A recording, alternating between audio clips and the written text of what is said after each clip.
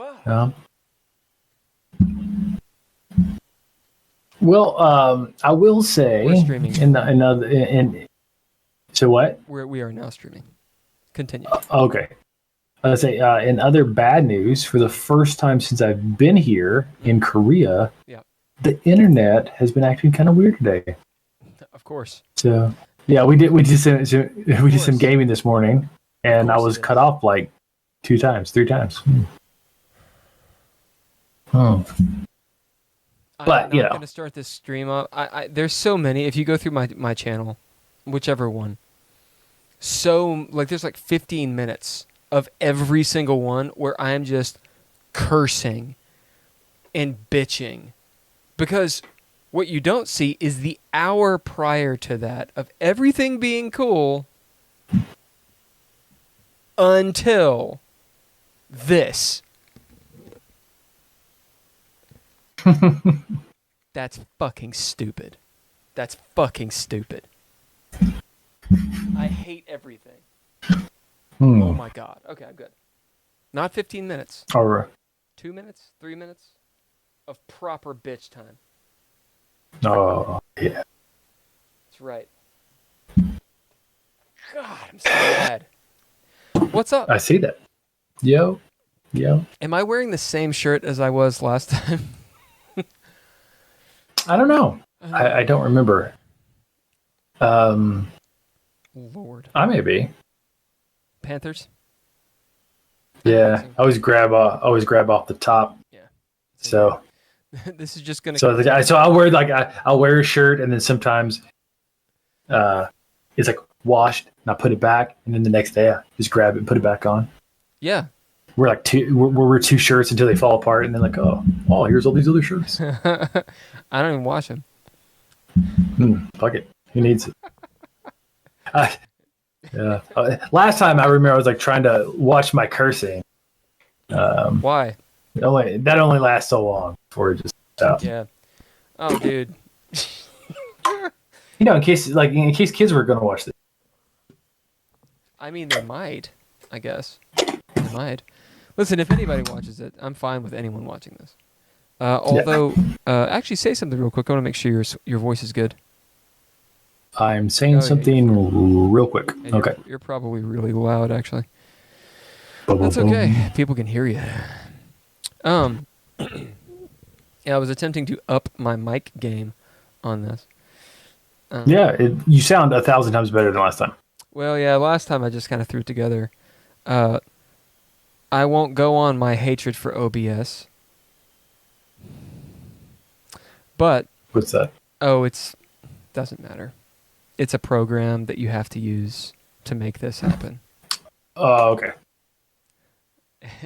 People are like, shut up, it's free. You have no room to argue about it. Yeah, I do. Yep. Yeah, I do. Look at this. Yeah. Look at this. In these headphones' defense, they're like 1,001 years old. Creation. Yeah.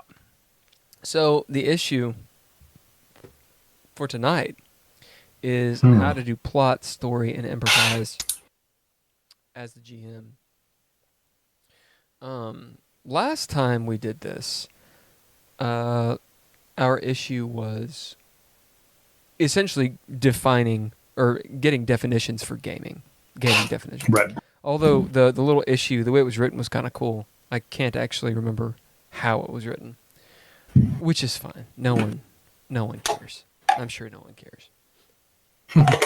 If someone knows, they can tell me in their little chat thing. That'd be awesome. Anyway, this time, what I was doing, I noticed that with those definitions, not to go into a definition thing again, although we're going to have to, I think plot, story, narrative, like narrative games, I think that those terms are thrown around a lot, and so that sort of influenced coming up with this issue.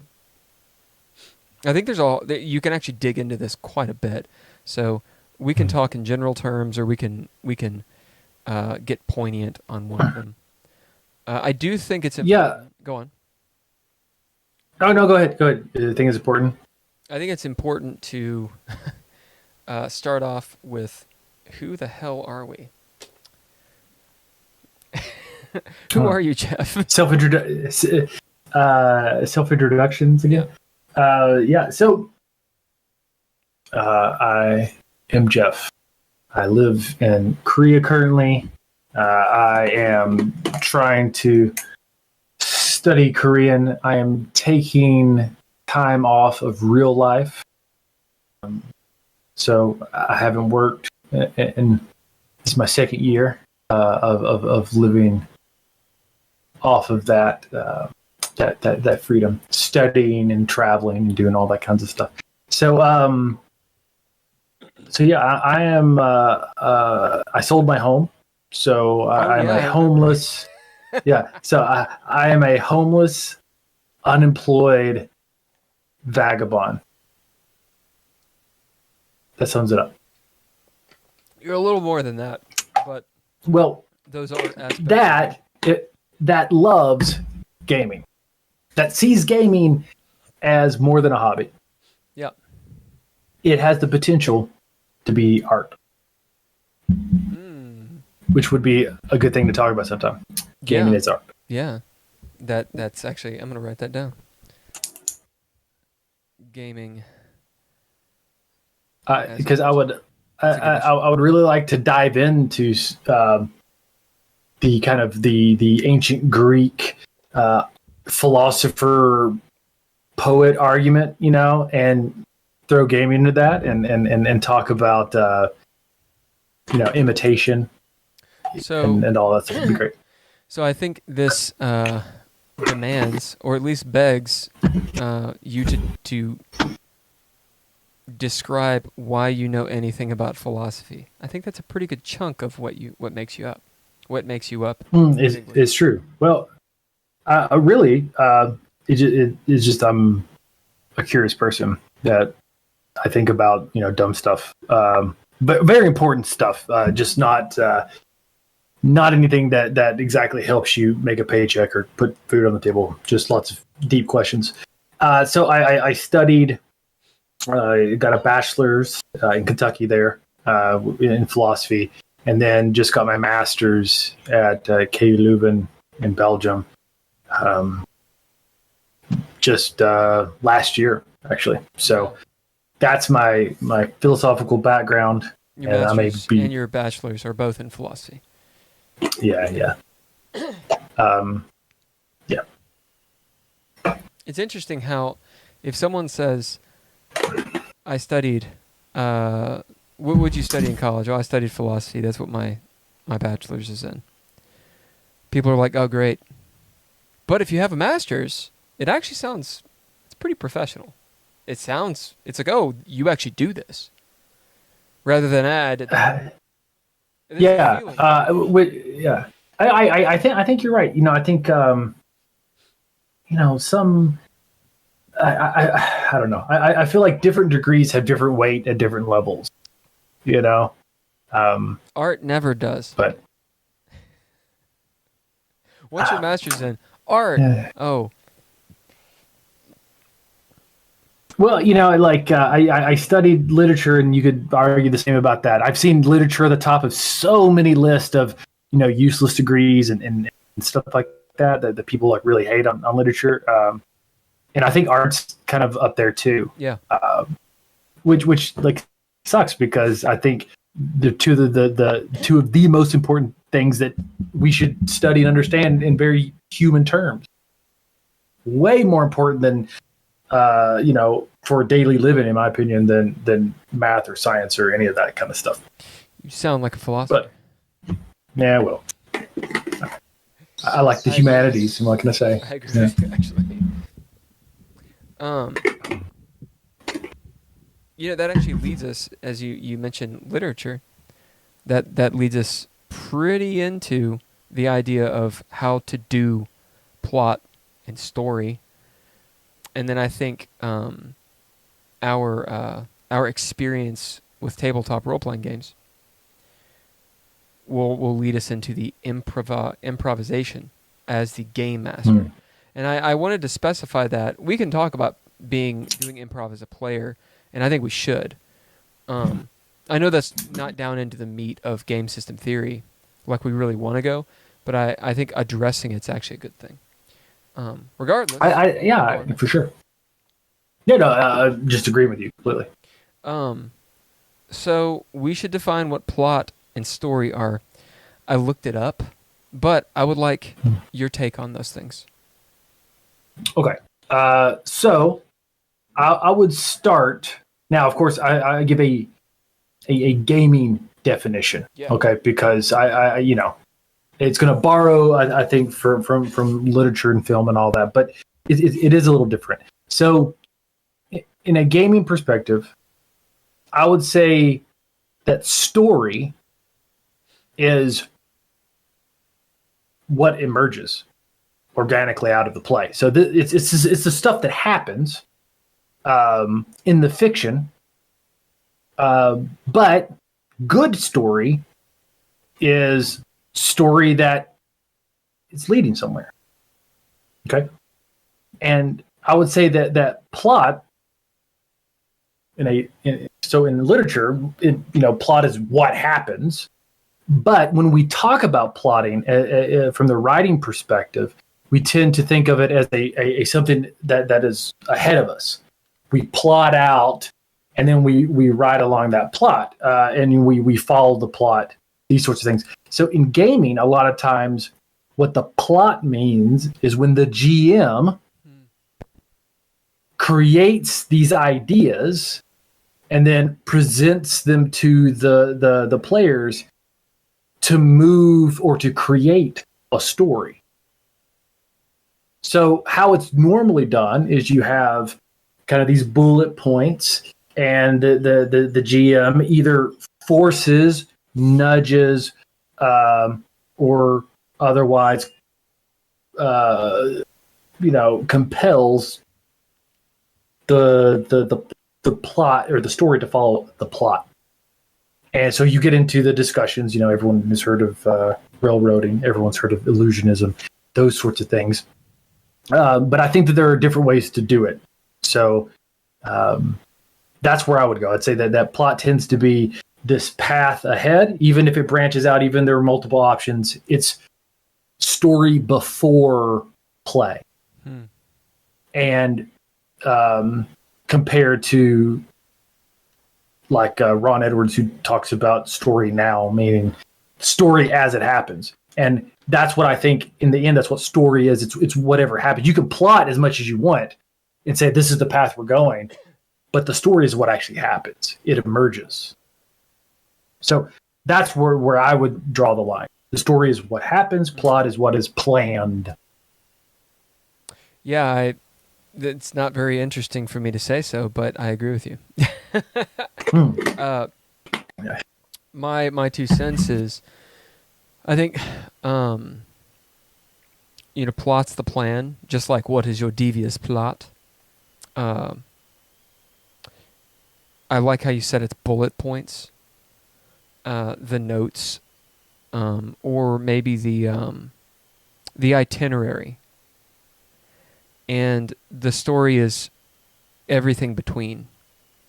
It's interesting you bring in story now, because from what I know, their original name for story now was something else. The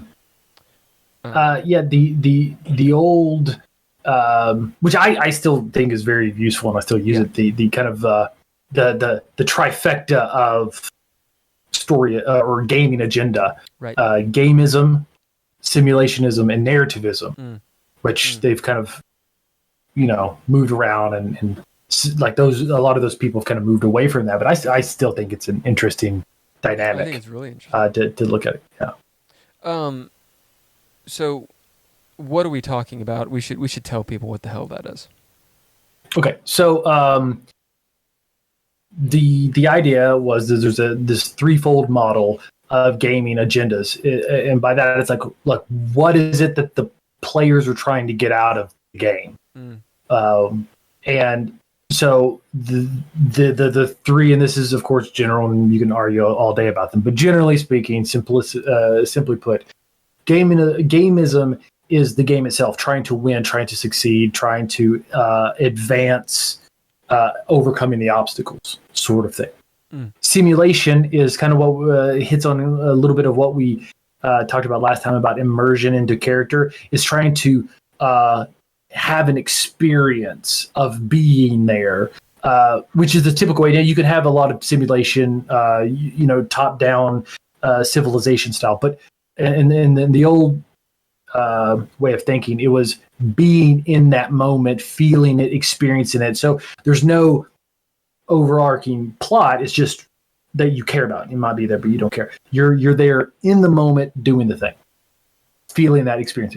And then the narrative was that it was the story. It's the events that are unfolding, the drama, and kind of the character relationships and what's at stake that matters to people. So while some people were trying to buff up their character and survive, other people were trying to play their character and get the feeling of what they were. And then other people were willing to sacrifice their character for an interesting story. And that was the threefold model, and kind of like, Yeah. And for perspective, based on like what we were talking about last time, you could have a table where let's say you had 3 players, they all were going for different things in the same game. Right. I think that generally... go on. Yeah, and it doesn't even have to be something that's like, oh, well, this is the experience I'm going for all the time. It's here and now. I'm trying to be in care. I have a simulationist agenda, and then over here, then later on, I'm going to do this for the story, and over here, I'm trying to overcome it. I'm worried about the dice and my action economy, sort of thing. So, but it's just a kind of a way of conceptualizing, because people are going to change. People, if you have a good social contract, you have a good buy-in. Some people are going to be like, okay, this is the agenda we're going for, sort of thing. But you're right. I think a lot of times, especially in traditional games, old school gaming, it's all over the place. And the art of being a GM was to give everybody at the table what they were searching for in that game. Very, very difficult experience. That's sort of the segue into how to do plot, and then the rest of it. So both of us have game mastered and all that good stuff. I'd say there's similarities in the way that we run, but there's obvious differences. How do you write plots for games? When you write plots, how do you write them? Right. So, of course, it starts with what game am I playing? Yeah. Because some games are like the antithesis of plot writing. Like, you can't write a plot and play that game coherently. What's an example of that? Well, I mean, when people talk about kind of narrative games and how they run, so like kind of any of Ron Edwards' games, you can only plot so much, at least the ones that I've looked at. But here's a kind of an example.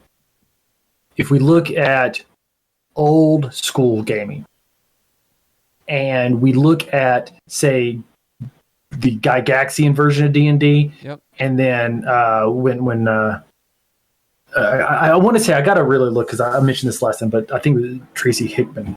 Yeah, it was Tracy Hickman. Yeah, the idea of bringing a story in. And I'm not saying that Tracy Hickman caused it, but there was a spiraling effect, right? So we look at old school, where you have a dungeon and that's it. and there's no plot. All right, there's no event. You're in a town. You know from the buy-in, the game is about going to the dungeon, exploring it, surviving, and hauling back as much treasure you can. Right. There's no plot. You don't need to write anything. But Tracy Hickman's idea was to throw in elements of the character, give something the character cares about, so that there's an interest, there's a pull for that character. But that changed into modules where it became linear. This happened, then this happened, and then this happened. And it doesn't matter who the characters are. It doesn't matter what they want. And it's not about surviving or anything. It's just about going through the plot. I call it, it's a glorified audience member. You're just sitting there rolling dice and eating popcorn, and the GM is performing for you. Yep. I just like those games. Yeah. So that is the first thing. What kind of game you're playing? So maybe we start there. Well, maybe you tell me your thinking. So the kinds of games that, coming from just a personal experience, and then I can go a little bit academic, the kind of game that I'm usually either running or playing is going to be Dungeons and Dragons, some edition, DreadLore, here and there, Levied Souls, Vampire the Masquerade. Those are the ones as of late that I've really been doing. Because when you're writing your own system, there's a point where you're like, well, I could be playing this game, or I could be building mine. And a lot goes into that. In those games, kind of all of them,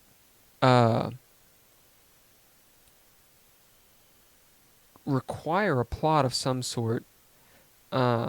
Maybe not so much in Levied Souls. I don't know where your game is right now, actually. And you kind of deal with plot in a little bit different of a way, right? It's more cooperative. But regardless, there are elements of it there.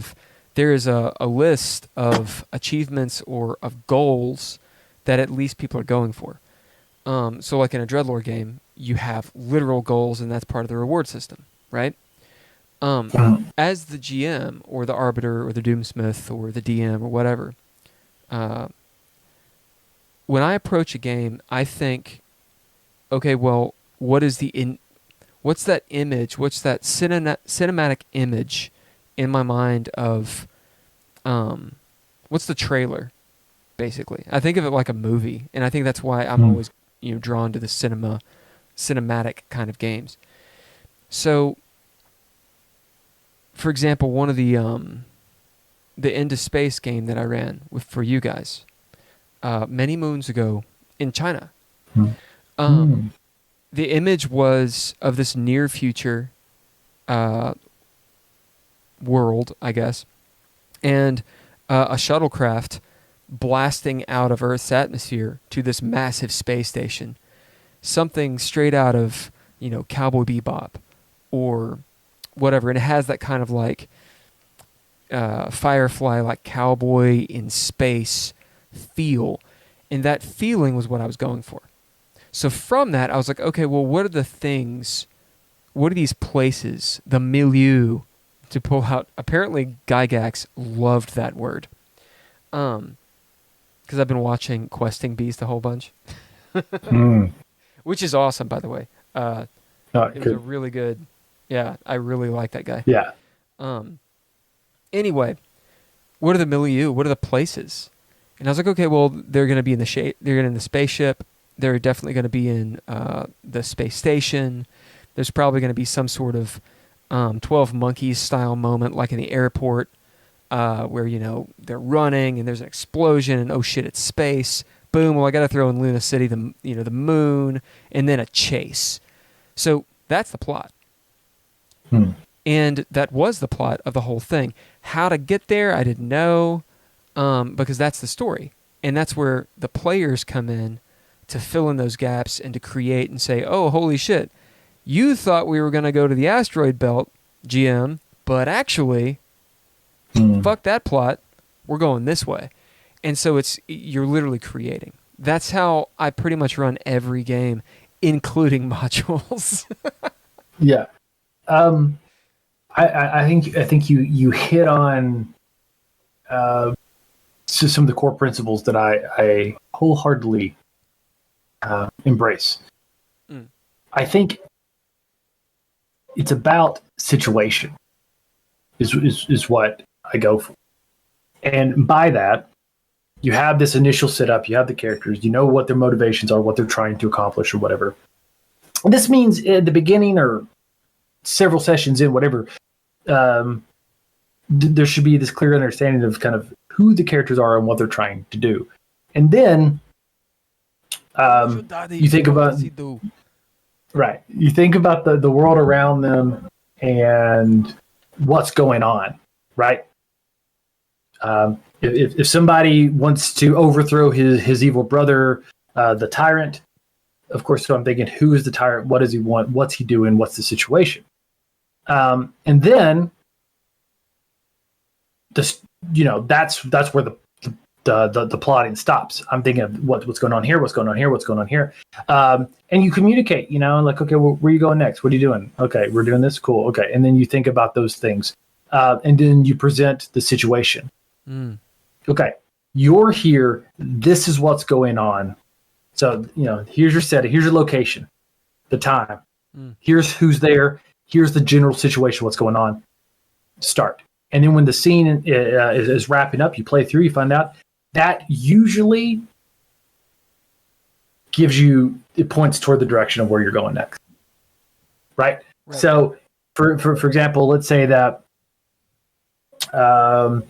the characters are looking for someone, and they're looking for someone, and they're perhaps a thief, and they don't know who the players are, and they don't want to talk. They're trying to run. They're like, oh, I don't want to go to jail. So a chase ensues.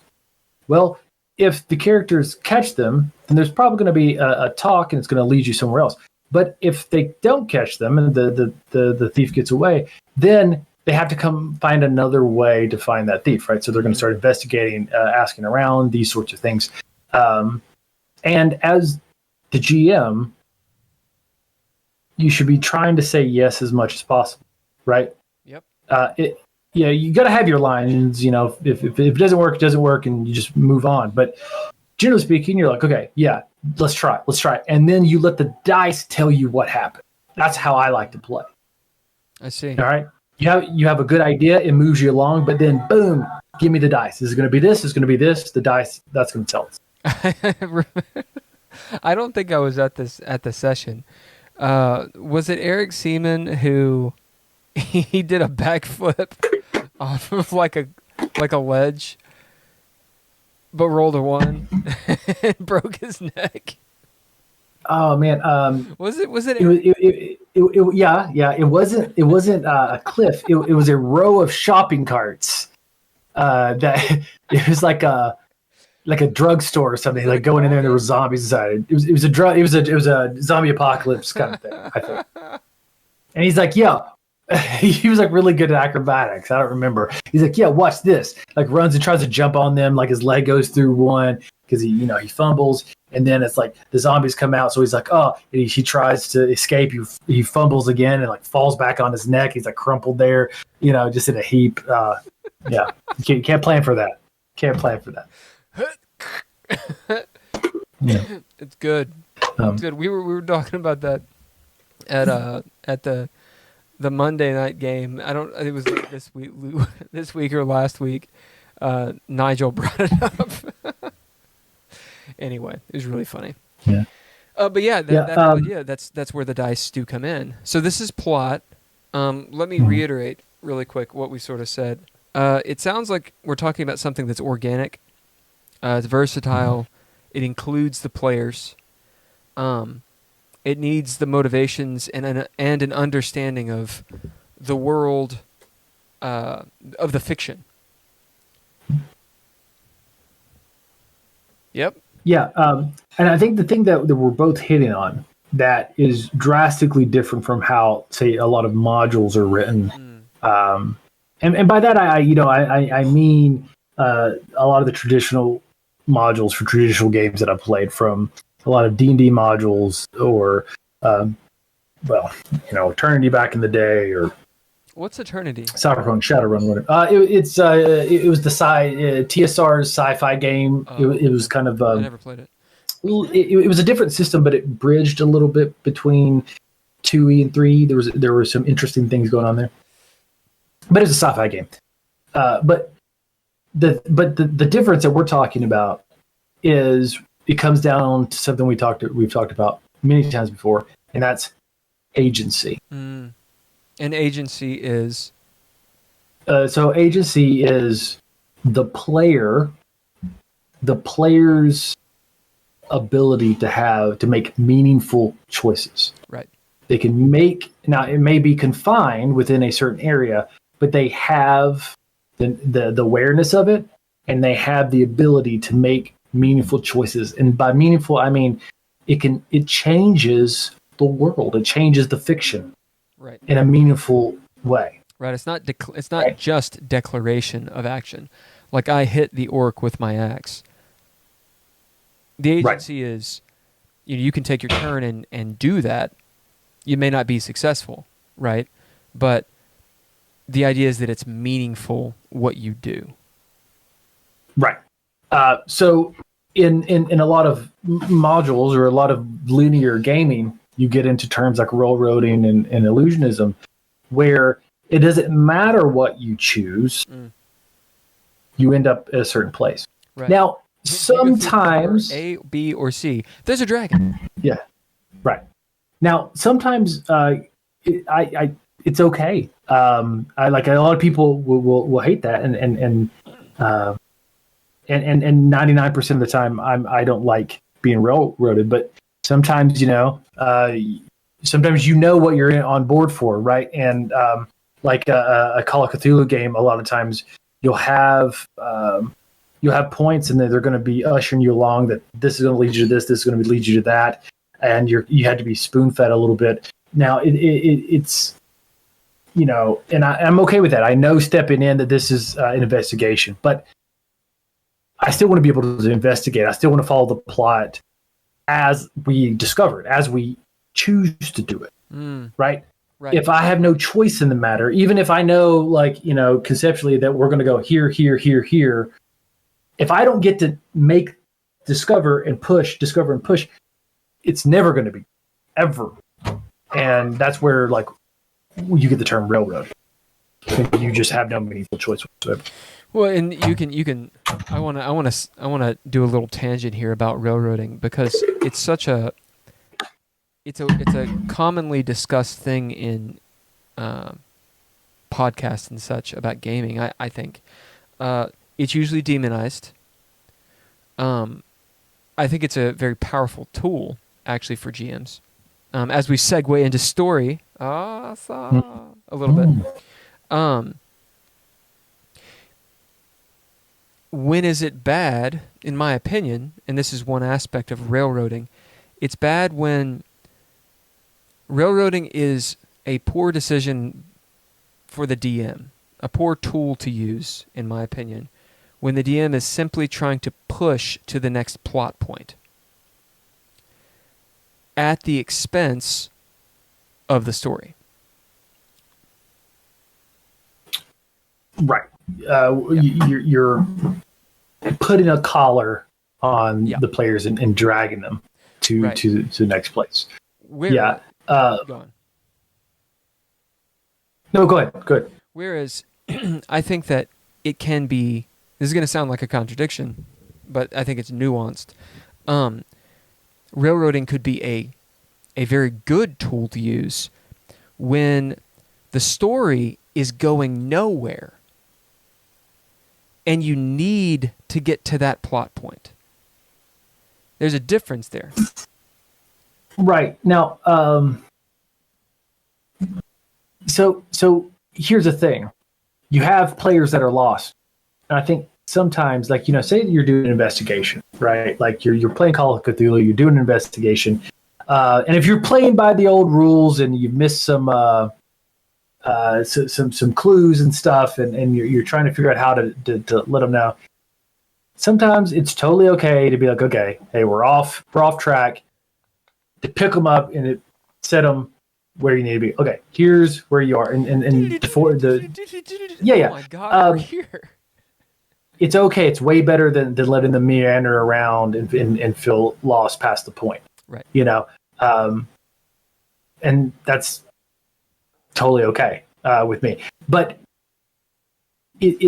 what bothers, I think, every player is when, say, you discover something, you have a clue, and it's like, here is this matchbook.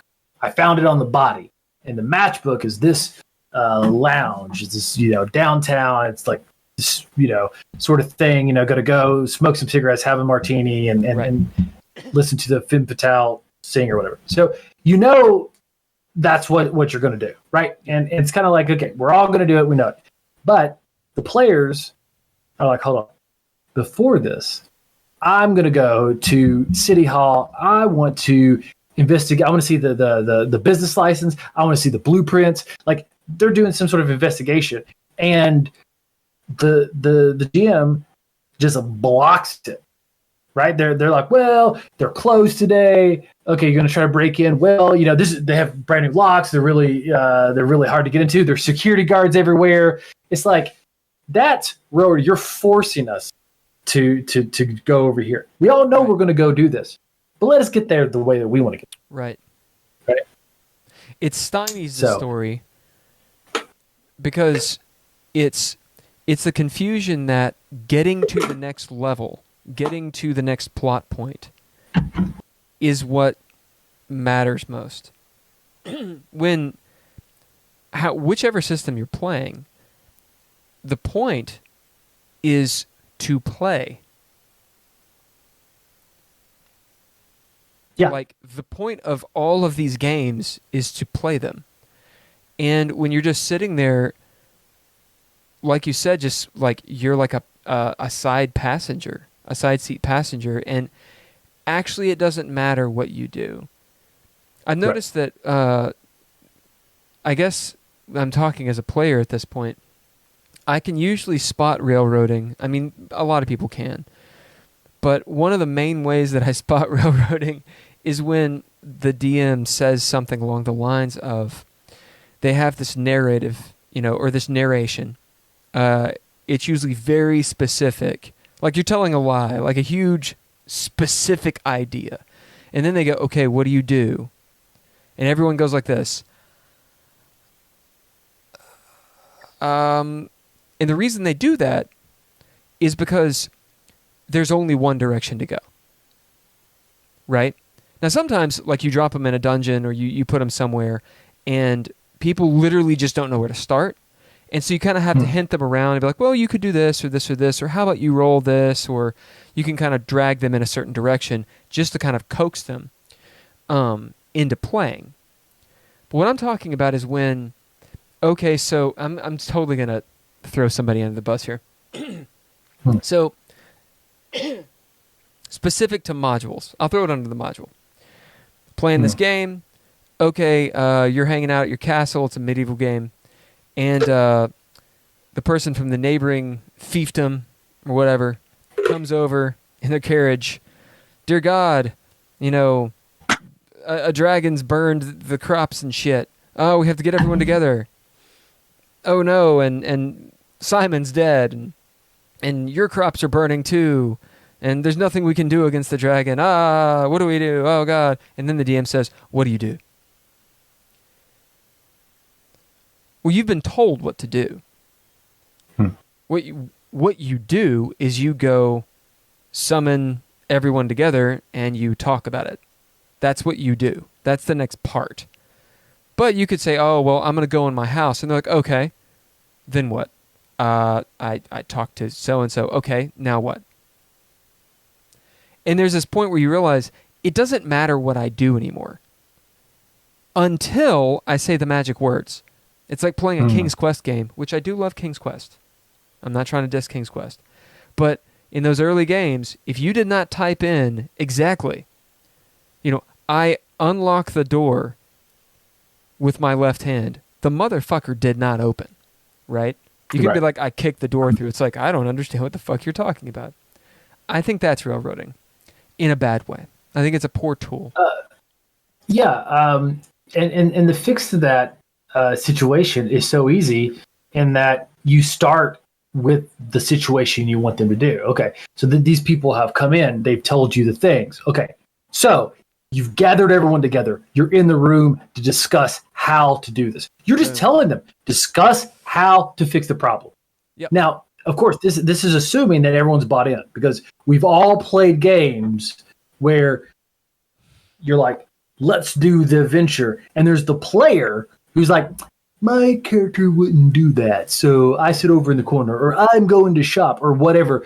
Like, there's a certain buy-in that it's like, okay, stop being a jackass. Like, get over here in the room, help us talk about this, and then we're going to go on this adventure together. So, so yeah, like trying to act like they have freedom of choice, only to give them the what do you do of doom, because that's why I hate that. What do you do now? What do you do? What do you do? What do you do? It's like if you have to ask me that after you start the scene, okay, here's the situation. What do you do? If you have to ask more than once, typically speaking, your players they're lost. They don't know what's going on. Yeah, they literally don't know what to do, or they're not invested, or they're playing a remote game and not paying attention, which is in and of itself an issue. So how do you make that story happen? How do you do story? I think one cool tool is to drop people into the action. Though, if you're playing a very episodic game, episodic is maybe not the right word. A game where this session follows this session follows this session. It's like one big story, right? Okay, like an old school campaign, right? Yeah, like campaign-y. a epic campaign. Then there's moments where it's like, well, maybe the last game ended where you were coming back to your castle and the old dude runs up, and there's that element of there's space there. Now, me as a GM, to make that story happen, if I ask the player or players, whoever's there, what do you do? It just needs to be a genuine question. As in, you can do anything, and that matters in this fiction. So, do you ignore the guy? Cool. I know the plot points right here. That there needs to be a big discussion about the dragon. But it's okay for them to go that way. Why? Because when I make a plot, it's with the understanding that that's one possibility.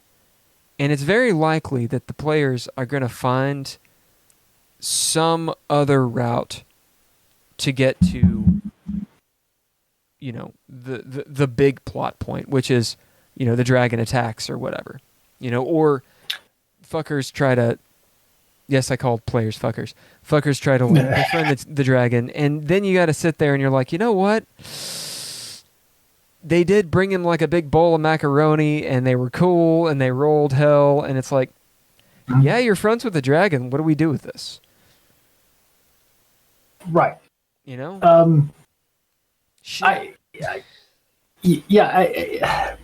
I think it comes down. There's a certain agreement depending on the game you're playing, because even if you're going to do something like, say, a hex crawl, where it's all about exploration, right? And you have this map, and you ask the town folk, and you know the sort of hexes, so you have kind of prepared just enough, And a lot of times at the end of the session, you're going to ask the players, okay, so you finish this adventure.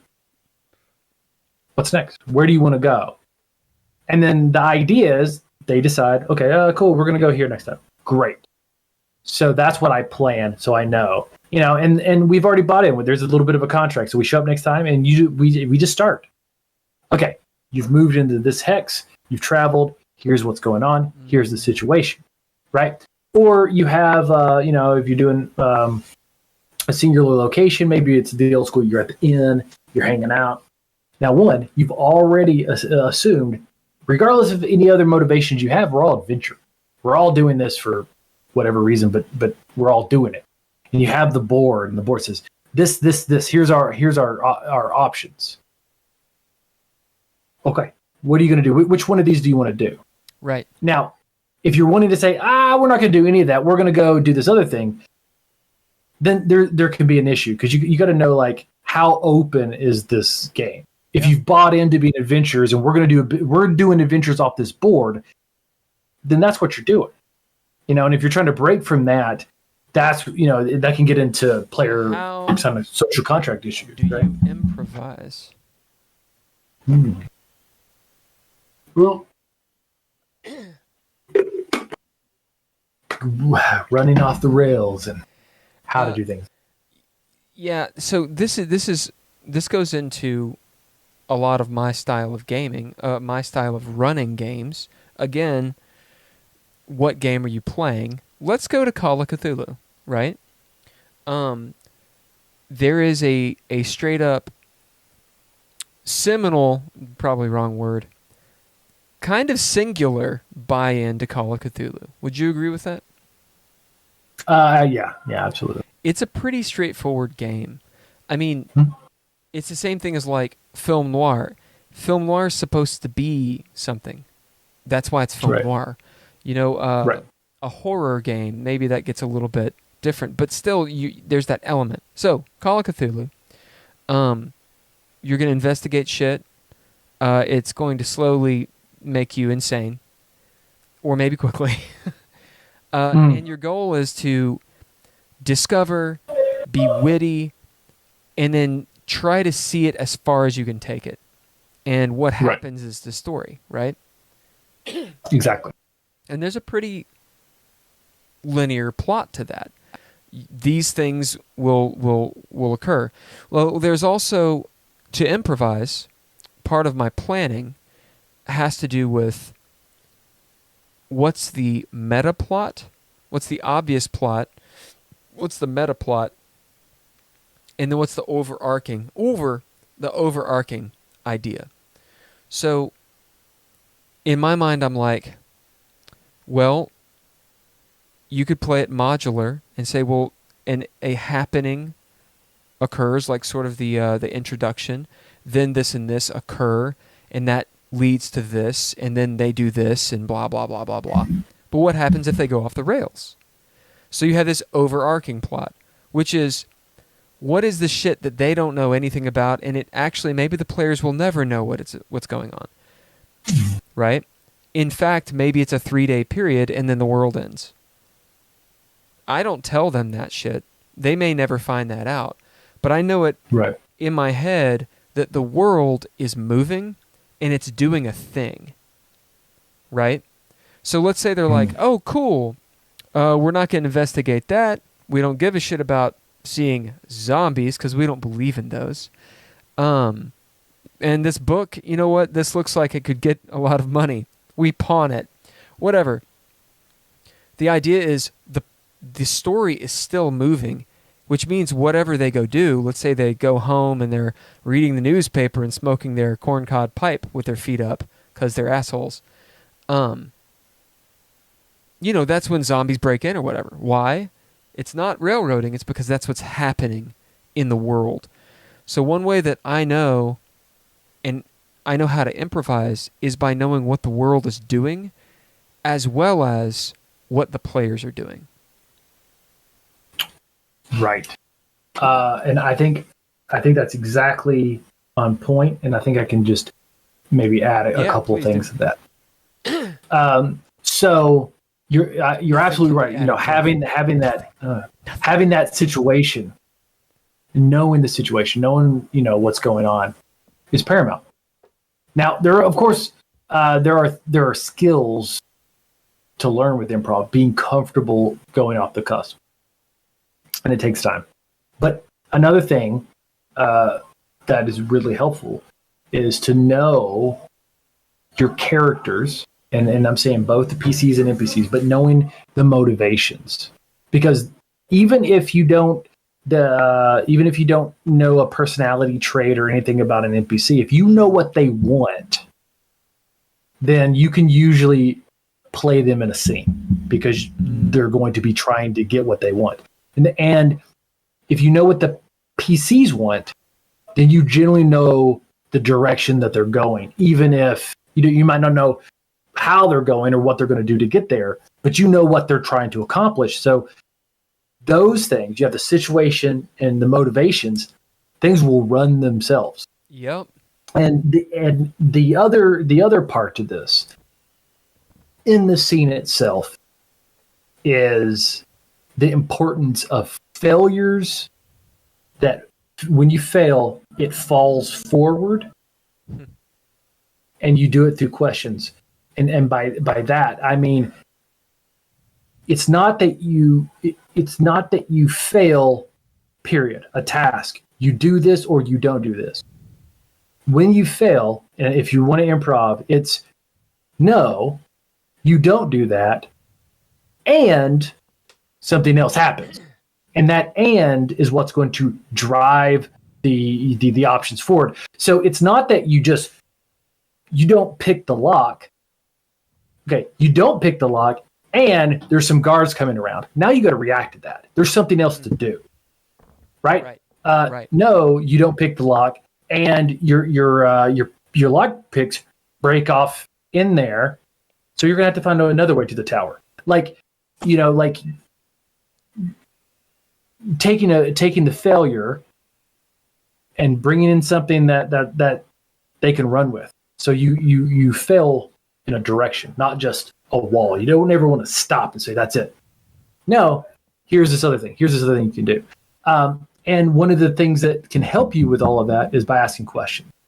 When someone asks you a question, is a good way to start. Is the door locked? Saying, good question. Is the door locked? So posing the question, having your coin to flip, or having some sort of role that can determine that can really help, because when you're stuck, what's in this room? You might just ask, well, where are they? What could be in here? I listen for something, right? You listen for something. I don't know what's in that room yet. I'm improving. You listen for something. Roll. You succeed. Okay, you hear something. There's something in there now. What's in there? This is a castle, but this is the bottom, so maybe it's a maid. You open the door. There's a maid inside. And then you roll with it and see where it takes you. Asking questions, failing forward, and motivation. So that's what I'm adding to your situation. Absolutely. Well, I really like that. The yes and, because that's basic. That's not basic. That's the basis of improv. You do acting as well. The idea that you actually never say no, because no stops something. It stops all the motion. And I like the idea of failing in a direction. It's one of my issues with D20 systems most of the time, in that, what do you want to do? I want to attack the orc. Okay, cool. You roll. You miss. Oh, basically nothing happened. Next, right? Right. Even with the fluff of description, it's like, okay, well, that's a failure. What'd you do last round? Nothing. Even the failure should have some momentum. I'll add to it, you should win in a direction as well. Because, for example, one of these last games that I played, big baddie pops out, fucks everybody up. Round one, pretty bad news bears. And then, they just dogpile the shit out of it, or we do. And it has like one hit point. And, the fighter, the reason we're even there, because this motherfucker brought us into this bitch. We weren't going to go. He brought us in there. He gets, he's got like the magic sword, and he runs up and he's like, I'm going to fuck this dude up, right? But he spent all of his time, all of his turn, I think there were 2 rounds. He spent all the first round trying to be strategic, mistake, as we just dogpile this shit, bucking it up. Round 2, he's like at the bottom of the round. This thing has 1 hit point. So he's finally, like climbed up on top of that statue where like the rogue is stealing the gem out of the eye, right? Mm-hmm. He's gonna like leap off and fuck this thing up. And the GM goes, "Oh, it only has 1 hit point. Yeah, you kill it."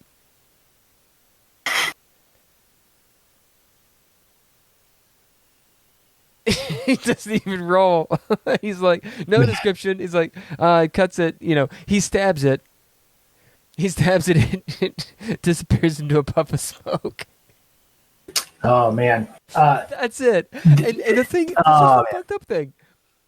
And if so and so's watching this, then I don't apologize. I do like the game. It's just I disagreed with the way you ran it. Everyone was cool with it.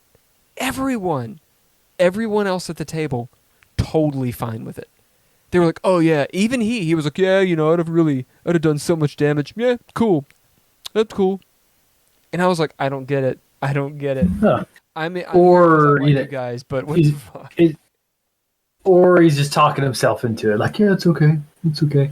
That's a headspace. We're in different headspaces, and they have a different agenda in that game than I do, and that's on me. I'm.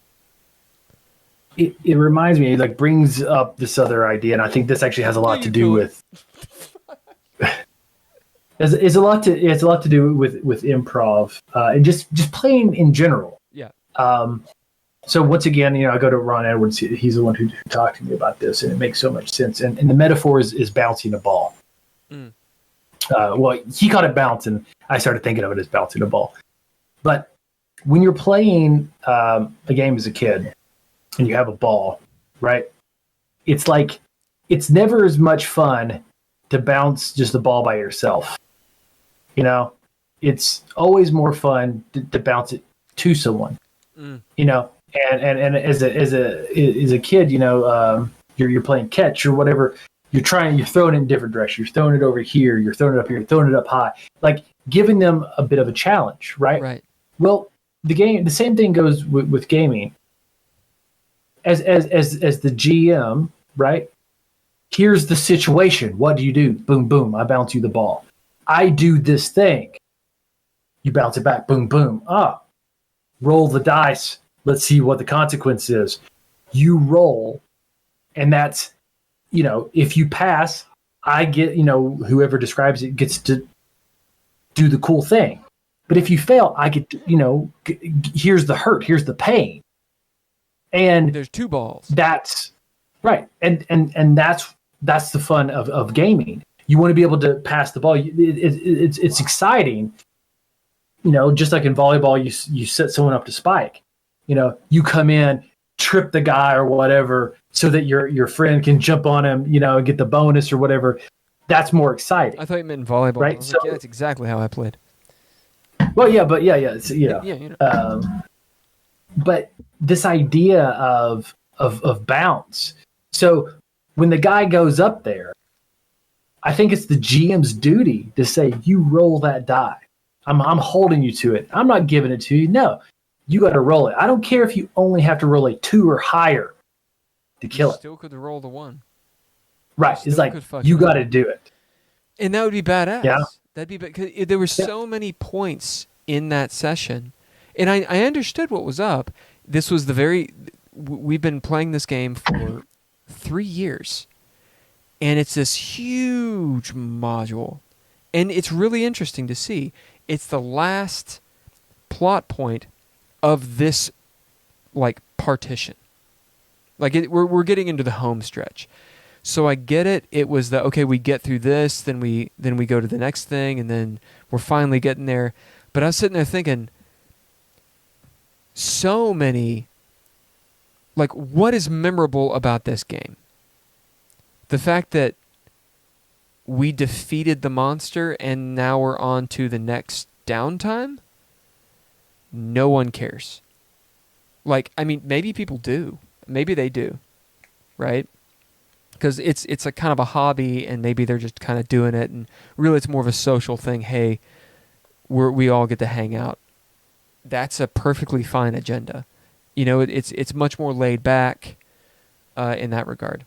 But in my mind, I don't just have the TV on in the background. A lot of people do that. It's distracting to me. Not to go too far with this metaphor or analogy, but I don't just have that going on in the background and I'm like casually watching a movie. I fucking watch the movie. I don't casually watch a movie, I don't casually game. I game hard. Right. I'm the same way. Same way. I think there are a lot of lost, because imagine if he rolled like, nothing, no crit failures, no crit successes, just like 3 damage or 4 damage or whatever it is, whatever it takes, 220, 221, whatever. There's a description there. He's like, oh, cool. Well, how do you do it? Describe to everyone, what do they see your character do? And then as you look around the room, now you're building tension because there's that pause of, oh, and this happens. Okay, well, the aftermath, you all see this and this and this. The NPCs can do things, that may lead somewhere. But instead it was, cool, you kill it. And we're all sitting there like, okay, well, we won. Okay. What happens now? Next. Yeah. Awesome. And that's when. It's like, I kind of would rather lose. See, it's like, oh shit, you lost. You died, It's the unfulfilled quest for catharsis. Like, in a good story, if you have a great bad guy or a great challenge or whatever, the thing is, you want to see the character brought low first so that it's so much sweeter, that catharsis, when they, get the bad guy at the end or overcome the challenge or get the girl in a romance story or whatever it is, that catharsis. And so what you're describing to me is the gaming equivalent to Coitus Interruptus, where you're right at the moment of catharsis, the final thing. And this is his guy. Like he probably built up the tension. He's like probably feeling that inside. Like, they're going to kill it before me. I got to get to it. It's like, here's my chance. And it's just not enough to have the DM hand wave it. You got to roll the die. Even if it's one damn point, you got to drop it and see that die and be like, take it. Yeah. And then, blow your load that way. That's what you got to do. Can't stop right in the middle and be like, yeah, it was good for you. You enjoyed it. It was awesome. Like, I don't need the GM to tell me it was good for me,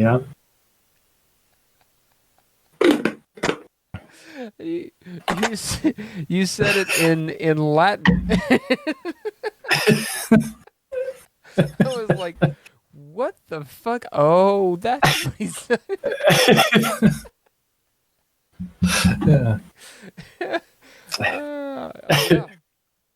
Yeah. No. I mean, where's the fucking money shot, man? Like, yeah. There's a really good, I think it was a comedian. I think it was a stand-up thing. Man, I shouldn't bring it up if I have no idea what it is. But the long, the short of it is, it's like you're someone needs to slap me. It's like you're on a coitus, the sex. It's like you're getting on a train and you're going somewhere. And then wherever whatever your destination is, you get off. But then like the other, assuming you're going, maybe you're traveling just with a buddy.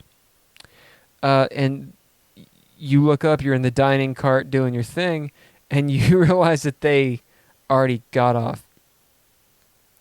But you're still on the train you know what I'm saying? Like, you feel stood up. Like, I just sat here for this entire time. We role played. You know what I'm saying? We made decisions. We gave it our all. And now I'm kind of just holding the bag. It's oh man, here's the kind of thing. So we're actually this morning we're playing Levied Souls. Yeah. And so so the just so that your audience can understand a little bit, there is a saga scene. So a saga scene presents a choice, and the player has written out these kind of thoughts, desires, motivations, and the GM has taken them, sculpted a scene around a choice. So it's about agency, right? So in a good scene like this, and this goes with anything, not just Levied Souls, this goes to anything where there's a choice to be made. A meaningful choice leads to a challenge that needs to be overcome. Right. And it is most enjoyable when it's not hand waved in fiat. And I'm not talking about just the guy who points it at the end, but if you want something, your character wants something, making a choice to go do it is kind of a challenge. It becomes like, oh, you want it? Let's see how bad. Roll initiative or roll the die or what? How do you accomplish this? What are you willing to do?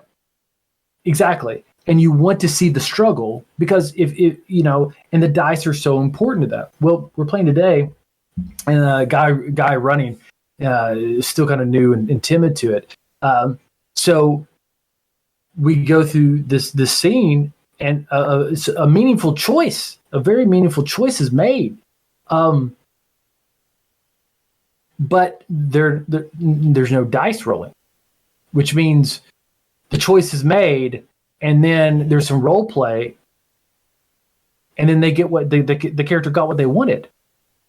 And it's like sometimes like I'm all about just letting the role play handle something. Oh, someone else was doing the DMing or the right. Oh, okay. Right. But you don't want to just come out with some crazy idea and just be handed to you, like if you're like, okay, I befriend the dragon, right? Here's the macaroni. Boom, you didn't see that. You don't want it to be like, okay, great. You don't want to feel like it works every time. You don't want to feel like the GM just handed it to you. That's when you're like, man, that's a really good idea. Roll it. And that's what you want the challenge. And it doesn't, I'm not saying it always has to go to dice rolls, but there has to be a price or a risk involved. Well, that's something that's interesting about OSR stuff that I've been since our last conversation actually looking into. So old school revival or old school Renaissance, specifically from Questing Beasts. I actually watched all of those things that you gave me. Good. I dipped into several of them. The professor guy was pretty cool. Right, Professor Dungeon Master. Yeah. Dungeon Master. Yeah, he was really cool. But that was one of the ideas. Is yes, you're in the dungeon, and it's all about exploration. It's about loot because you're gaining loot, not magic items necessarily. You're gaining loot because gold translated into XP. Which is totally a different take than I had in my mind about D&D. So you got more loot, which means you got XP, so you would go back and explore more to get more loot, and that reward system actually makes sense. Absolutely. Magic items give you and no XP. It's rewarding you. It's rewarding you for doing exactly what the game wants you to do. Right. It's reinforcing you. It's great. It great. Actually makes sense. Magic items don't give you XP. Killing monsters gives you like a quarter of your XP. As in, really, it actually, the idea is for players to realize, do we need to clear the dungeon? Right. Because if we just go in there Munchkin style, the way that everyone thinks about D&D, we're going to get rickrolled. Right. Anyway, my point Sorry, I got super lost in that. I may have actually lost my mind. Well, you were actually just saying something. I'm sorry, I just totally like threw you completely off. No. The idea of choices and needing something to happen. And it's not necessarily rolling dice. You had to use your wits. So let's say you're in the dungeon and the walls are closing in, or you're in, the Death Star and the walls are closing in. You're in the trash compactor. The DM might actually be sitting there like, so you've made choices, you've rolled a bunch of ones, or you have done certain things, you haven't done other things. I have no clue how you're going to pull this off. You could leave it to a roll, but someone every so often will be like, wait a minute, I've got this bowl of macaroni, and you're like, holy shit, that's amazing.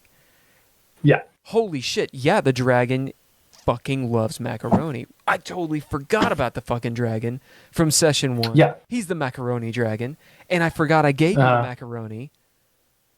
Boom, they pull out the macaroni. That's awesome. Right, absolutely. Absolutely. But what you don't want the walls to be closing in, and someone's like, "Oh man, I'm athletic. I jump out," and the DM's like, "You do. That's how you get out of that trap. You jump out. Right. You said it. You did it. Good job." Like out. No, like there's no cost, right? And it's like there's a payoff, right? The payoff is pay off the expectations you've set up. The walls are closing in. Danger is coming. You're going to get squished. Okay, yeah. It's going to be bloody. You got to pay that off. If they don't get out of it, you got to pay that off. Right? And like if you don't need you don't always need dice. There's a fire. There's a jewel in it, and you want that, and you got to reach into it. It's like you reach into it, you're going to get burned. I want that jewel. I reach into it. Cool. You take 5 damage. Now you have this jewel. There's a payoff. And you've paid a price for it, one of the very first real games that I ever played, you were running. It was Freeport. Oh, yeah. Way back when. And I was playing so it's a pirate, for people that don't know. It's like a pirate island. And I had never played anything, really.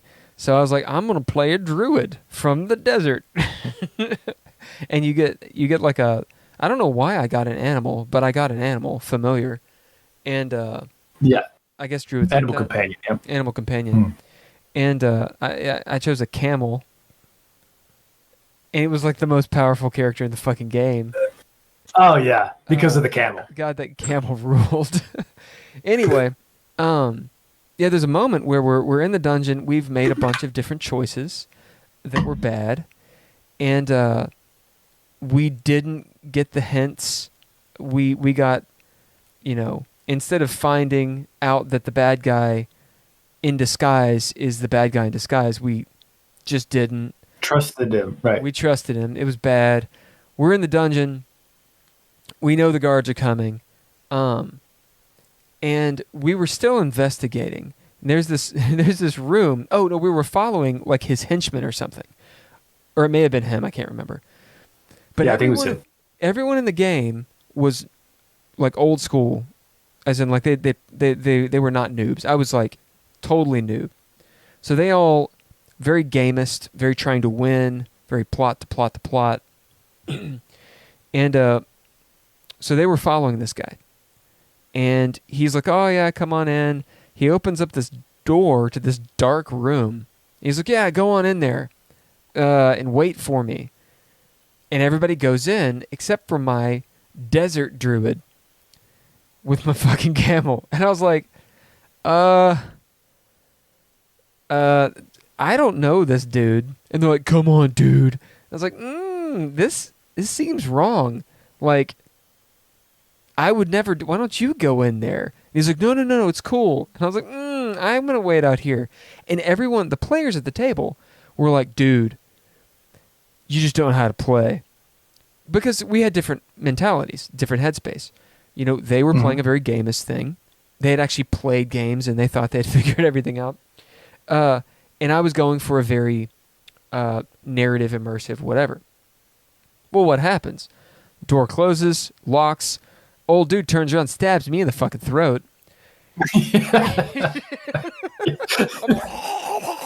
My camel's like kicking the shit out of him. And it turns out, as the lights come on, junk, it's literally like a garbage disposal. Yeah. Like the floor, it's like grinding at the bottom. the floor's like, and there's like a window up there where people are like looking, and the entire fucking party just. Yeah. So it's like one person got out. I think it was Telvin. Telvin got out because in the end it was just Telvin and like my dead dude and like my camel. But I remember Nigel. I'm pretty sure it was Nigel was playing, and he kept on making these saves to sort of like Captain Hook and the crocodile, like not get eaten. But Yeah. there was no way he could get out. He's like, "Can I climb the walls?" And you're looking at the module. No. Can I jump? No. It's like 35 feet. Oh, what can I do? And there was one thing that they could have done. It's very Saw. It was like there was a little control box up there and like a lever. And it was like they could have done it, but they didn't do it. Something like that. Yeah, I don't remember what that was, but I remember there was something like that. Something like that. And so someone jumped up there and like rolled a 1 and then and then it was like Nigel's character. He's just rolling every round. Meanwhile, I'm getting stabbed. I had that spell. It was like magic stones, and you could throw like pew pew. Because I didn't know what the fuck I was doing. I was like, I want the magic stones. Like Rob Kraft was like, don't get that spell. That's stupid. It does like 3 damage. So I'm like, pew pew pew. Anyway, Nigel got killed. It was hilarious. Yeah. Oh yeah. But there was a cost is the point. I feel like that entire game was just Yo. I remember how Rob died because we went up into this like second or third story of this town house or something. And we're investigating and an assassin popped out of the armoire. Yeah. The neck. Yeah. You were very clear. You were like, so what do you all do this round? And we're like, we're not in rounds. Okay, we do this and this and this. What do you do this round? 3 rounds. Yeah. Like right in the neck. Yeah, the assassin. 3 rounds studying. Done. There's like a save and he just fails and he's dead. And then, of course, I go last with my fucking camel. And Tim went before, and Tim, for some reason, was playing a mage instead of an assassin. He's like, I cast fly and flew out the window.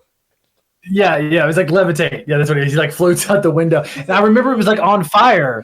And if I remember correctly, that was the camel... The camel saved you from that. I'm pretty sure because I think it like broke it. It was like headbutting the assassin to death, and like grabs you, like drags you out. Because the camel had like 2 attacks and like 50 hit points. Just we're like level 3 or 4 or something. Fucking Telvin, he's playing a warlock. First time I met Telvin, I hated him at that point because I didn't know who he was. He was playing this warlock and he had a wand of healing, like light heal or something. Cure light wounds. And he ran off with it. He ran and escaped, I think, several battles. He just didn't fight. He ran several fights. Although it was him and the camel that held everyone off. And then we all escaped. Well, everybody was dead except for, I think my character was unconscious on the back of the camel, maybe someone else, and then Telvin. And we snuck out in the dead of night into the countryside of Freeport. And you were like, guys, I don't think there's any way for you. That's it. You failed. You lose. Yeah. You all are done. It was like, you guys are just outlaws now. Because it was like the mayor was like the big bad guy. Yeah. And he just, framed you guys for everything. Yeah. He was like a snake man or something. He was like a Yuan-Ti snake man priest or something. Just utterly wrecked. So the point is, the reason that I remember the game, other than it being the seminal, the reason that, or the first time I played, was because of that shit. And all of it was failure. All of it was failure. Yeah. I don't remember doing one thing that wasn't, other than not going in the mall room. Or choosing camel to be my animal companion. That was probably the best decision in the whole game, I'd say. I was surprised at how powerful that thing. But yeah, you're right. The payoff, just like, sometimes it sucks. In lower levels, D20, D20 can fall so many different ways. So it's easy to fail. And I think, paying that off, and saying, okay, here's a consequence. Here's a consequence. Because without that, the success just doesn't feel as good. It's like, whenever I have talked with people about GM fiat, about hand waving and cheating on the dice and stuff like that, and can a DM cheat and all that stuff. Like, man, for me, like I want to see the rocks drop, and I want to suffer. If I do something cool, I want to see it paid off by achieving it, and if I fail, I want to take it. Because if everything is edged into trying to make the experience fun, which I hate that golden rule, then you end up having a lot of tedium. It doesn't just nothing. You got to have your highs and your lows. Well, exactly. Well, and I think the just to go to definitions there, I was actually, as in to define fun, I was actually editing or styling the DreadLore book today, which is hopefully going to be done by middle June. Anyway, I very nearly took out this little section at the very end of the book. It's talking about applying the DreadLore system to other settings. And there's a little part that says, above all, have fun. And I nearly took it out because of our last conversation. But instead, I rephrased it. it had a, I kept it in there, but I rephrased it because I was sitting there thinking, it is a little vapid. Well, it just needs to be fun. We're all just here to have fun. It's like, well, actually, we're here to succeed. That doesn't mean win the game. We're here to succeed at the goal. And fun is like a verb. I'm gonna borrow from the old church days, like love is a verb, DC Talk style. I can't believe I just brought that up. The point, though, is I think fun is a verb, like in this sense. It's something you obtain. It's not, to make my argument, I'm going to make this definition up. I don't think it's a state to be in. We are the fun, or we're having fun. I think it's something you're trying to achieve, like a virtue. It's not just a static thing. It's not necessarily an easy thing. You have to have success. Dangerous word. I don't mean you have to succeed at what you're trying to do as a character or win the game. I mean that you have to succeed at your agenda and your goals as players in the game to have fun. Right. You can't put fun as like, the thing. We're doing this to have fun. No, fun has to come out of doing it. Right. You do it, you play the game, and yeah. Right. Yeah. So it's like, and a part of that is the fact that you just need to lose sometimes because you can't have fun without the chance of that. Like, exactly. like, if you're playing, like say if you're going to play basketball or watch basketball, right, and they don't keep points, there's no winner or loser, then Or you're it's not always fun. practicing, No. like when we would play music, back with Forstella or Intrepid Adventures. Right. If you don't perform, which means you can fail and look like an idiot, you have the potential of doing that, then you never, I mean, it's fun to practice. It's fun to, learn kata, but like if you don't actually test it, you're not experiencing fun to the degree that you could. Fun is a result of playing the game. Right. If you play the game, which means all these other things are possible, then you have fun. But you stymie fun when you're like, okay, we're just going to play this cornered off part where everyone gets what they want. Mm-hmm. Right. It's like a story. I mean, like you can enjoy playing, a video game on God mode, right? Like where you can't die, but you enjoy it for like 10, 15 minutes.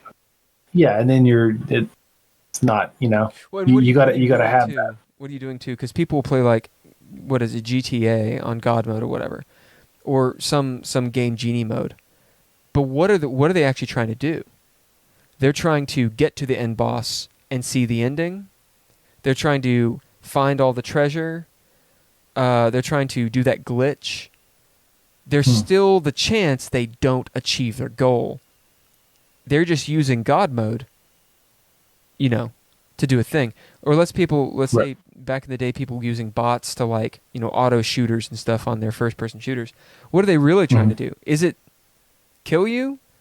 No, there's something they're gaining, and they actually might not get that. Right. Right. I'm just trying to hammer it home. Yeah. Fiat. I'm gonna contradict this with two things. One, I've cheated in games, and I've definitely cheated as a GM. There have been a couple times that I've thought, especially early on, it would have been better had I not. It would have been better if I just been like, you know what, that character needs to drop dead. They did the thing, and shit.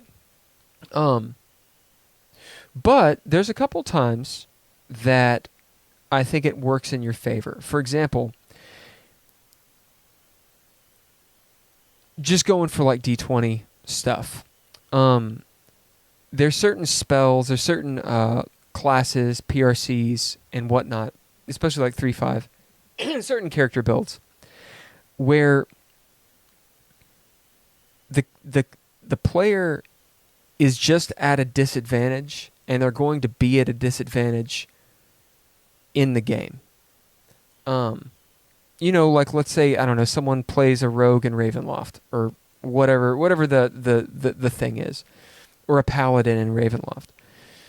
So what should happen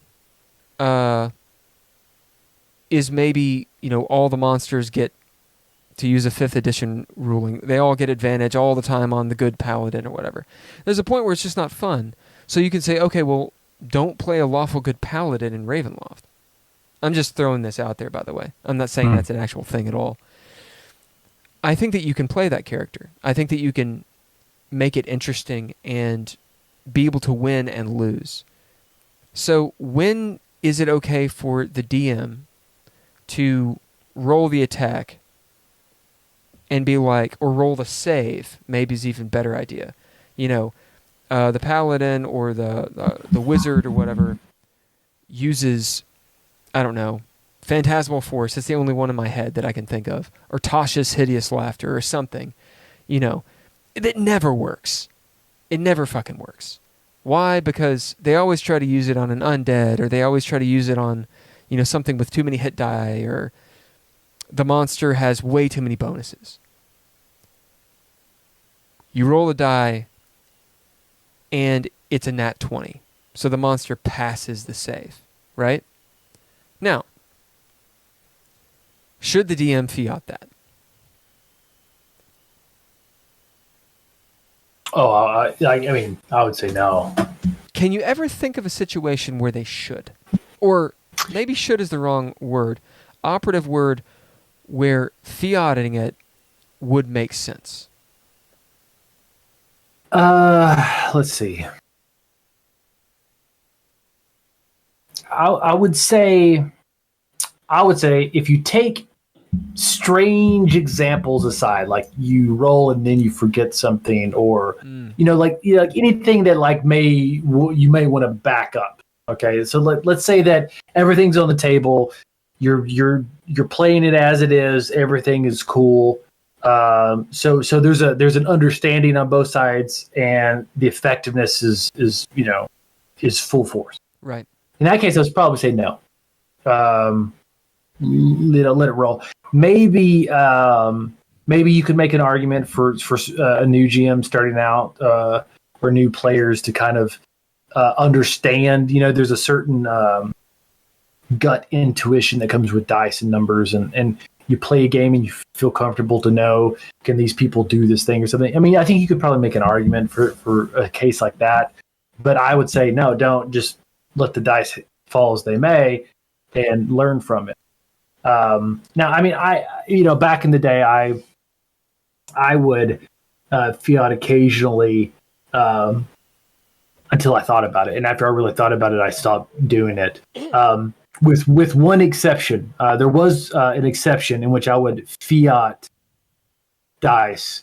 Even to this day, I would still fiat dice in the case that I caught someone cheating. There were a couple of times over the years I caught a player cheating, and I killed him. And sometimes by fiat, I mean, I have my dice behind my screen. I'm like, okay, you're at camp tonight. Oh, you're coup de grace. You're dead.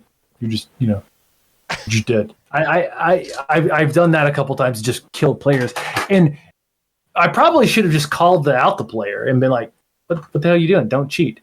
But not wanting to embarrass someone, I just killed their character. And that's probably happened, I'd say 2 or 3 times over the years that I've caught and seen. But so, maybe outside of me catching a cheater and just killing their character, no. No. I mean, what about you? What do you think? So, no, I mean, for the most part, I agree, because I think that it's important to, when you're rolling the dice, and I know I'm contradicting myself here, because I did say that I think there's times fiating is fine, but I want to slather some disclaimer on this. Your players have to trust you, and one way that that's done is the dice. Because people, you can't argue with the dice. That's really what it's about. In my mind, though, as in you want to you don't want to lie to the players. I think that's where I'm splitting hairs. I'm okay with DM fiat, but the DM should not lie to the players. So, the splitting hairs part is, if I roll the save, or the whatever, and it's like, they rolled a nat 20. I know this because I'm looking at the die. This character has been waiting an hour to take their turn. I can tell that it's a situation. Then I'm like, I'm going to make a ruling. I'm going to roll this die. It's a nat 20. You know what? Fuck the die. I'm going to narrate what's going on here and try to push this story forward. You know what? It does succeed, but I have something else in my mind. There's a yes but situation, or a yes and situation. Oh yeah, you in fact do succeed there, and then that allows maybe them to do something else. Because what I don't want to do is be like, oh yeah, it definitely succeeds, none of your spells work, and you're useless this entire game. I'm not lying to them. I'm not going to tell them what's on the die. But I will say, you know what? I know that character is going to go down. they just got mauled by 13 skeletons or whatever. Why? Because the dice just said so, and they're going to lose their character. My question is that a good experience? Does it help the story? Does it make sense for the story? Is it good for the health of the game? I don't mean the story, the fiction. I mean the actual game or that person. Yeah. If it doesn't, I'm not going to lie to them. But I am going to be like, you know what? This is going to happen instead. Why? Because I think that's part of improvisation as the game master. Yeah, I think... you got to be careful. Really careful. Yeah. I think what you're doing is you're talking about making rulings. As a type of... versus saying what's not the case. Right. Because because I think it's a totally different manner to change a rule and to say, okay, this game, from the top down. In this game, there are no clerics. Gods are all dead, so no clerics. You can be a cleric, but you don't have any spells. That's just how it is. Or you have the paladin in Ravenloft, and you decide that you can't detect evil in Ravenloft, but we're going to roll with that. I actually want you. You're the guy who can do it. That's a ruling. Or, deciding like someone grabs their weapon and they hit a guy with it and like some grenade or something. And you're just like, that doesn't work. You're making a ruling about that. Right. Now, all of those things I think should be out in the open. So if you're going to change something, a top-down rule about character choice or a ruling in the moment, given that situation. Normally, you could do that, but here's why I'm saying it can't happen. It should be as open as possible, and you should be willing to work with someone, because what you don't want is walk into a situation where you have expectations that things will be a certain way, right, and then you're broadsided. Expectations and having a clear, open field is super, super important to communication. That's true. I mean, for example, we all walk in, the monster pops out, narration, it attacks everyone, fucks everyone up. And there's a moment where, as a player, you're sitting there and you're like, okay, who am I to argue with this scene? Because that's what's in the scene, At the same time, there's a cheapness to it, or there can be a cheapness to it. There's a lot of places to go there, right? It's perfectly fine for a GM to do that kind of thing. A big deal happens. But when that's your go-to, that fiat, which is I'm not going to roll initiative, for example, if the game system has initiative rules, or I'm not going to roll to hit, or I'm just going to give this guy a bunch of powers that essentially I know for a fact it's going to deal a shitload of damage to everyone, so that I can use my monster to do a shitload of damage to everyone. Every so often, that kind of fiat, to spice things up, so long, in my mind, as it is to push the player's story and their experience forward, that it actually enables them to do things. I think it's fine to do. But when it's self-serving, I think it's a bad thing. Because I think a lot of times the reason a DM does that is it's a self-serving thing. They want to see something happen. Right. And that's there's some sort of power struggle, right? Yeah. That's just cheating. Yeah. Well, it was like I was talking with Rob about this several weeks ago, a friend of ours. Yep.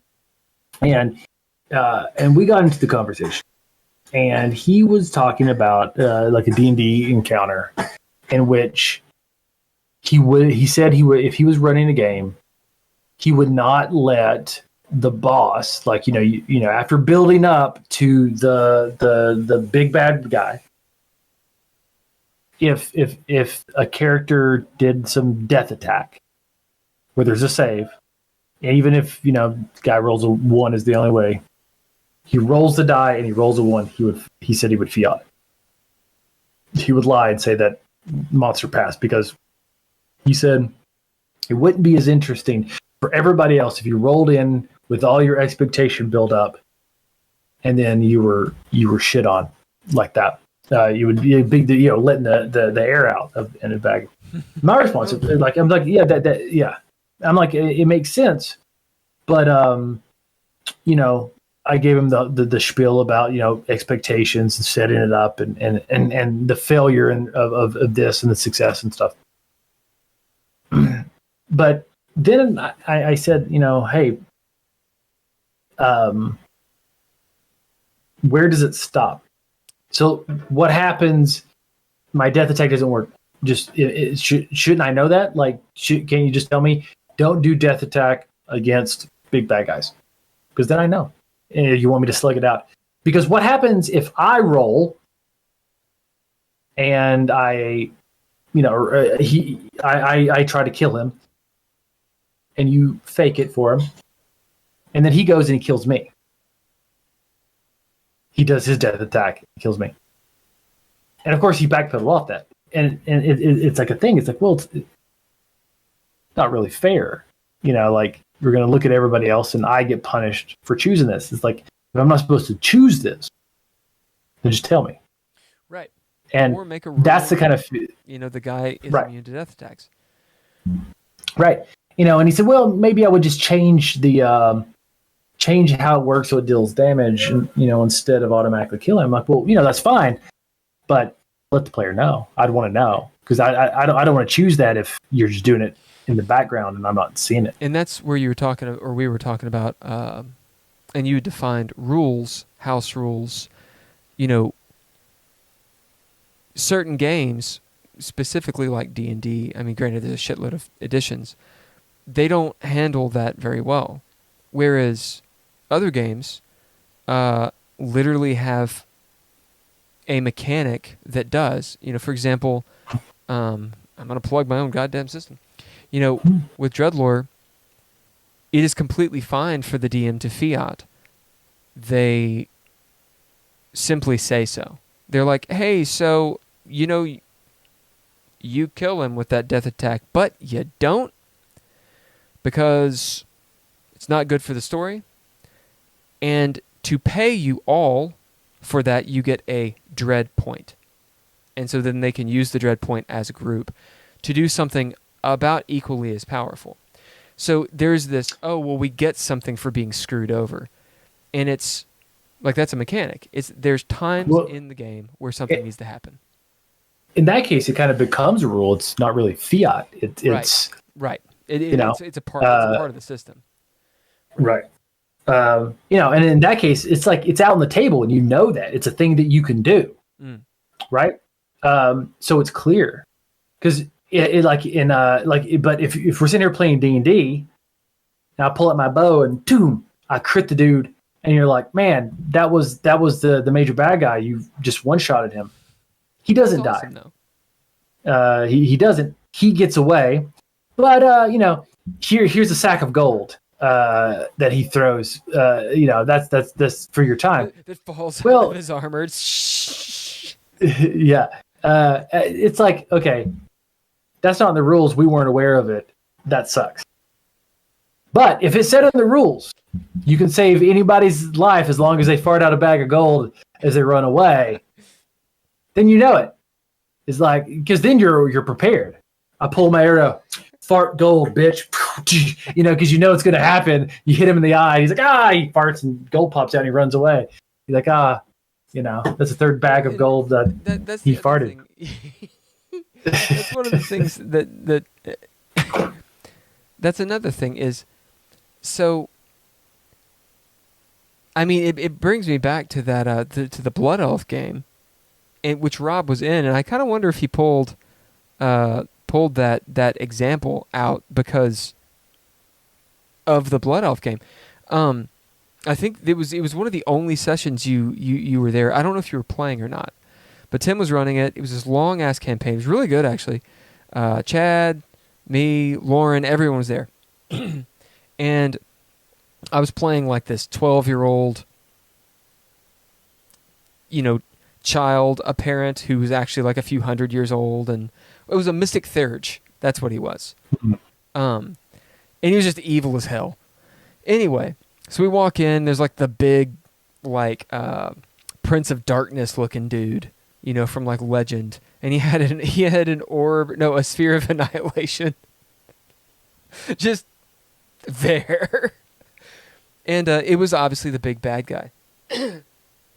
And Mulgrim, I believe, was the character that you had created for Chad, or you'd created and given it to Chad to play. I think it was Mulgrim. Just this Eye of Grumps orc dude. Well, he rolls in, and the big baddie talks to him, and he's like, come with me, and I'll make you a god, and you'll fight Grumsh, and you'll take over, Grumsh's place. It was this huge spiel, really cool monologue that Tim had as the DM. And you're sitting there with like, the Nokia phone, like the T9, just killing it. And Rob, right before this, because he was like this souped up cleric, had just buffed up like himself and a few other people, like just ready to fucking go, man, like Mega Man, like doom doom doom doom doom, right? Chad goes first, rolls in with Mulgrim. Monologue occurs. Initiative is Chad's. What do? I run up. He has like a one-liner, like an Arnold Schwarzenegger one-liner, like, fuck Grumps, or whatever. Swings his sword. He's had this sword the entire game. It is a Vorpal sword. Has not, at any point, rolled a 20 on it throughout the entire game. It was a joke for like 2 years. 20. Ooh! 20, because you have to confirm, right, in 3-5. Right. Boom, boom. Crits the shit out of it. And everyone goes, oh, shit. And Tim, I love Tim, but he's sitting there and he's like, and you, you go, surely he's immune to crits.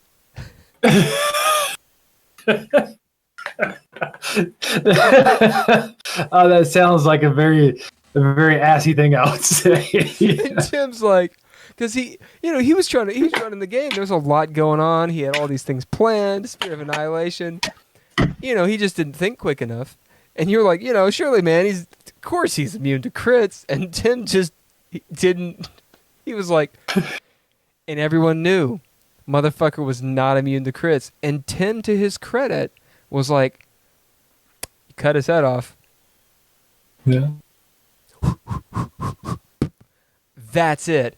And Rob comes out, all right, guns blazing. And the dude just dead. That was it. That was the end of the game. Tim technically ran another like 15, 20 minutes of it. There was like a succubus, and we were all like, I think the game's over. Yeah. Someone stuck their hand in the Sphere of Annihilation. I don't know. I remember It was hilarious. with Quimby. God. So I played Quimby. Yeah. Since I was like in middle school. So I'd played him for several years at that. Well, several years. I'd say probably like 5 or 6 years. And so when 3rd edition came out, we converted, and I think Quimby was like 13. I think he ended up being like 13 or 15th level or something. I don't remember, but whatever. Right. And we come to like playing under Justin Combs for the first time ever, and we come to this. Heard the stories of Justin Combs games. Yeah. So we come to this final boss of this dungeon, and it's a beholder.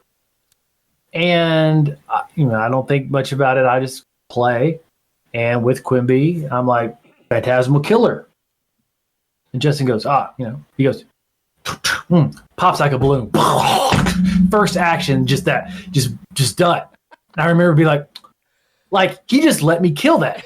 Like that's in the rules. But the thing is, I had played D&D for several years, and I was totally surprised that a GM actually let my spell work as it's supposed to, and the big bad guy pop like a balloon. That's awesome. Yeah, and I remember being like, oh, and actually, it's funny. As crazy as some of his games were, and as light on description as a lot of them were, I actually learned that right there, and like that could be fun. And that was I think the first time that I was like, I should just be there. And I think it was not long after that I started rolling out in front of everyone, because I think he did too, and I think I learned that. That's the thing too. So I stopped rolling behind screens. That's the thing too. Is I think I've used a DM screen like once, and part of it is because of improv. The idea that, again, to go into back to kind of roll it back to how to do the improvising. Don't roll the die unless you mean to. Like, it's night outside. All the drow walk out. Oh yeah, it's daytime. Wait, what? Like, make your choice and go with it. Right. Oh shit, it should have been daytime. Sorry, that's my bad. That's okay. You forgot. Mm-hmm. But don't cheat. Right. Because it's not fun. It's not fun. You're stabbing right. Strahd. No. Been there, done that. Yeah. This massive dude, or monster, just nothing works against it. Poor Lauren, she'd sit there in every fucking combat, wait 3 rounds, study it, just to use the death attack. All right, you do it. It saves. Yeah.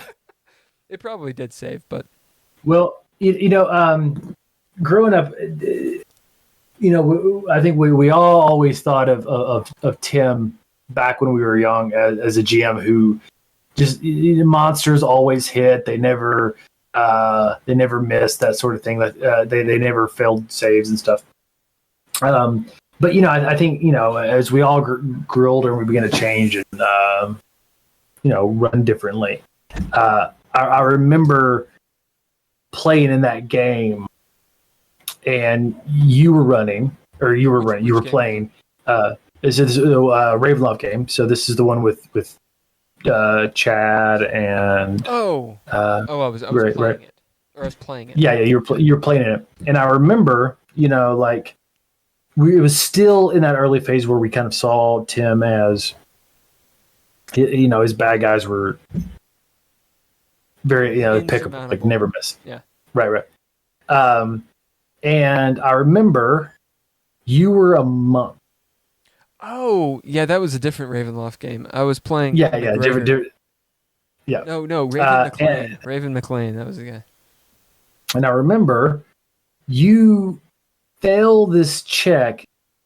I don't remember if it was a spell or just some sort of fear check, but we're all up here, boom, and you go running down to the basement. You're running through the depths of the dungeon all by yourself, just running. I was a vampire. Just running.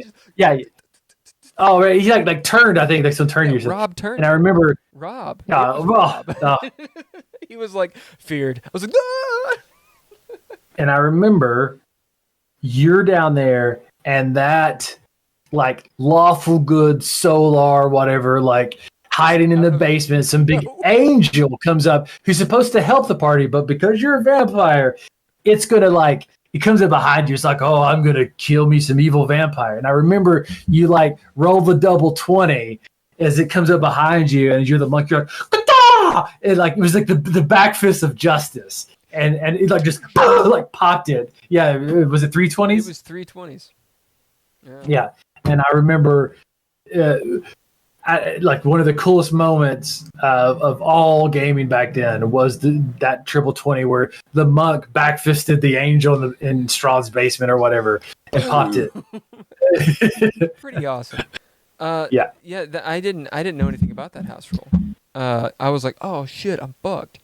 And it was the 20, and then you guys were like, holy shit, roll it again. The 20 and then the other one. That was such a ridiculous game. We went through some highs and lows. Anyway, and you're right. There's an idea of the tension in those scenes has to do with following the mechanics of the game. And that's D&D at its finest in a lot of ways.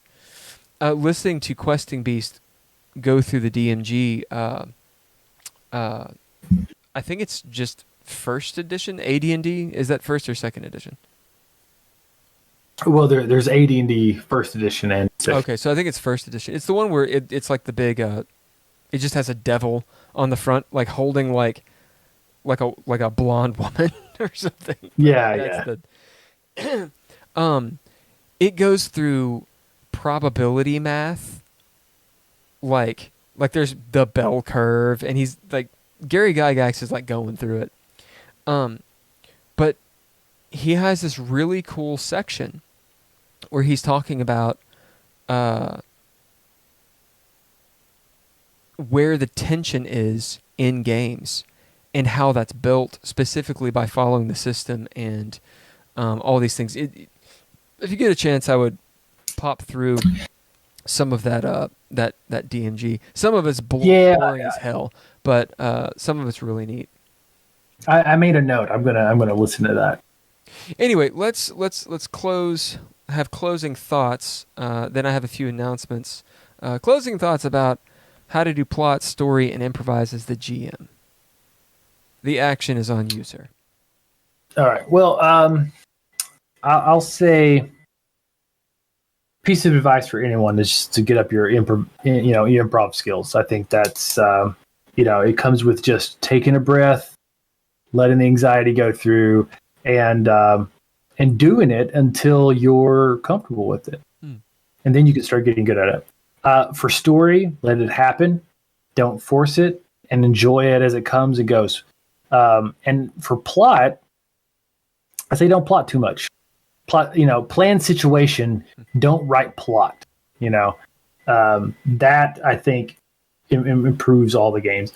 And in the end, the most fun you can have as a GM, in my opinion, at least in my perspective, is when I play to find out. When I'm playing to find out what happens, not to show them something, not to lead them anywhere, but when I generally have some situations in mind and have no idea what's going to happen outside of introducing the situation, that's when I have the most fun. Yeah, I'm right there. The reason any of my games truly have been good, it's because of the collaboration. Whether it's one person, as in one player, or 3 or 4 or 13 or whatever it is, it's the stories that are made. Like it, just like you said, it's like volleyball. I suck at volleyball. As a DM, I think you're always like, you're not spiking. You're the first person. You're doing the assist, and the idea is your players are spiking. Whether they're breaking their necks in the end, I don't know, but okay. Exactly. So, some announcements really quick. One, thank you to the Patreon people. I have a new Patreon member, Donald Blaine, Nigel Miller, Daniel Holker, and Erin Lynch. Hell yeah. Me Handlebars, Minor Stokes. What? I do the Dreadies. We do this Monday night live streaming of D&D 5th edition. Jeff, do you have any announcements? I do not. The DreadLore core book is going to be coming out. The plan is middle June.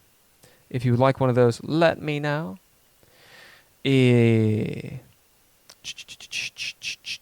We've already introduced ourselves. Those are announcements. I mean, you do have something. You made a game. Yeah. I mean, my own game. I still work on it. I'm in the playtesting phase, so doing a lot of that and enjoying it. And hopefully, I'm gonna wrap that up. I don't know. Can never say. To be announced. When it's done, it's done. To be announced. We've been talking about doing a podcast. I mean, we're kind of doing it right now. And let me think.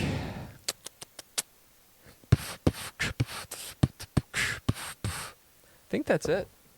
The next issue we might talk about is gaming as art. I think that'd be a very interesting thing to talk about, especially pulling in that philosophical base. It sounds like you've been thinking a lot about it. I have, yeah. And whatnot.